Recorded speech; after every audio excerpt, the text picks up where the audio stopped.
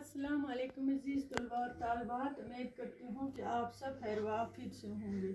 प्यारे बच्चों, जमात 7वीं मौजू हमारा है आज का आदमी नामा। ये नज़म हमने आदमी नामा पढ़ ली, ये पूरी कंप्लीट होगी। आज इसका फाइनल लेसन है, इसका फाइनल पार्ट हम पढ़ेंगे। उसमें सवालात मैंने जवाबात लिखे हैं आपकी सहूलियत के लिए वाइट बोर्ड पे ही, आप नोट कर लो। ये नज़म मुझे उम्मीद है आपने अच्छी तरह से याद की होगी ज़ुबान में। तो पहला क्वेश्चन है इसका, इस नज़म में आदमी की मुतज़ाद खुसूसियतें बयान की गई हैं। मुतज़ाद खुसूसियतें इस नज़म में तलाश करके हमें मुतज़ाद अल्फाज लिखने हैं। तो बच्चों, मुतज़ाद बोलते हैं, मैंने आपको इससे पहले भी लिखाए हैं ग्रामर में, ज़िद, अपोजिट वर्ड्स, ठीक है। ज़िद, हाँ, जैसे मिसाल पहले बादशाह इसमें आया, इस नज़म में मैंने ढूंढ के ये निकाले सारे। बादशाह की ज़िद आएगी मुफल्लिस, गधा, मुफलिस है, मुफलिस गधा हो गया, भिखारी, गरीब, नादार, ठीक है। इसका अपोजिट है जरदार हो गया दौलतमंद, जरदार हो गया दौलतमंद। दूसरा पार्ट इसका वो हो गया बेनवा, गरीब। बेनवा का मतलब क्या है? गरीब या बेनवा। जरदार इसकी अपोजिट, जरदार हो गया दौलतमंद और गरीब इसका आएगा अपोजिट। तीसरा इसी का पार्ट है, इसी नज़म में और एक है वर्ड अच्छा, अच्छे का बुरा, ठीक है। ये है अपोजिट वर्ड, मुतज़ाद अल्फाज।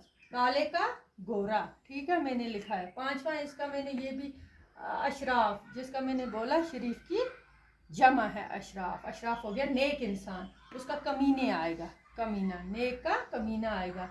इज्जत फिर है इसका छठा, इसमें एक और वर्ड आता है इज्जत का, आएगा हकीर, इज्जत बेइज्जत, ठीक है, हकीर।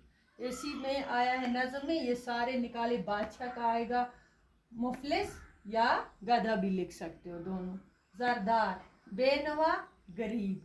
अच्छे का बुरा, काले का गोरा, अशराफ का कमीने, इज्जत का हकीर। और दूसरा सवाल है इसका, नज़म के दूसरे बंद में, ये कहता है नज़म के लिखो दूसरे बंद में समाज के किस तबके का बयान किया गया है।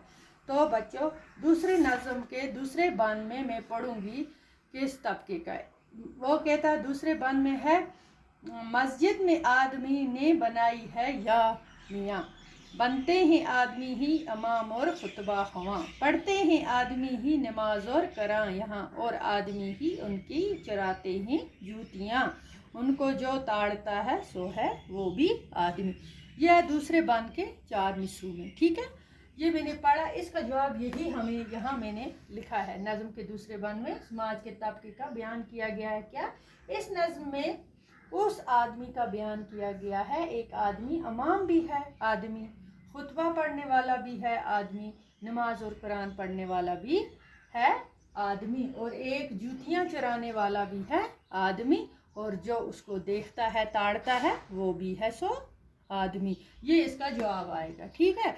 और तीसरा इसका है नज़म का अनवान, जो इसका मौजू है, नज़म का अनवान है आदमी नामा, यानी क्यों रखा गया है। ये बोलता है इस नज़म का अनवान जो है आदमी नामा क्यों रखा गया है।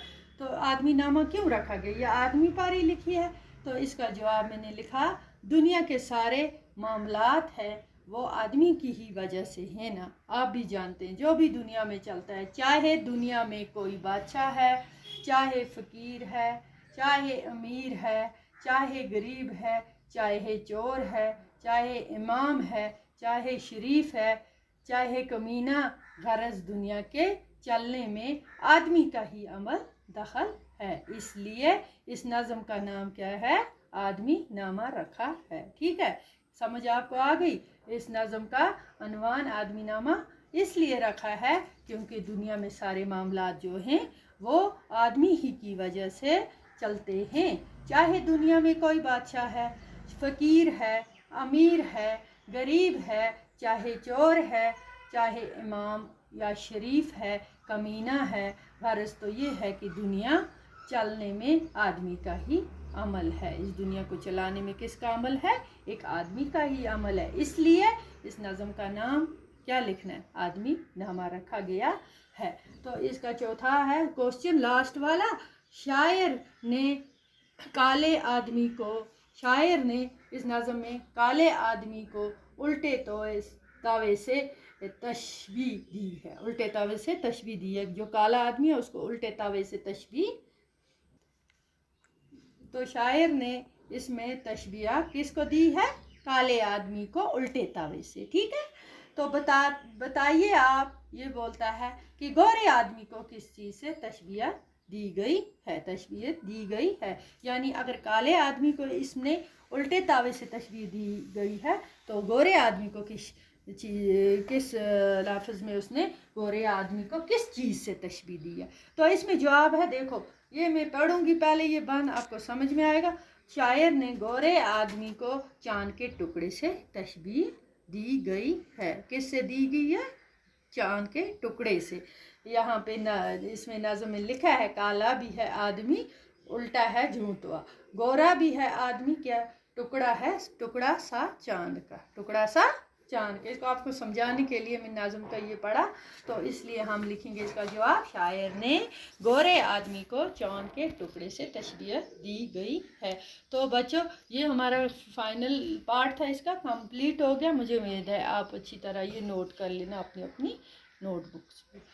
इंशाल्लाह फिर मिलेंगे, तब तक के लिए खुदा हाफिज़।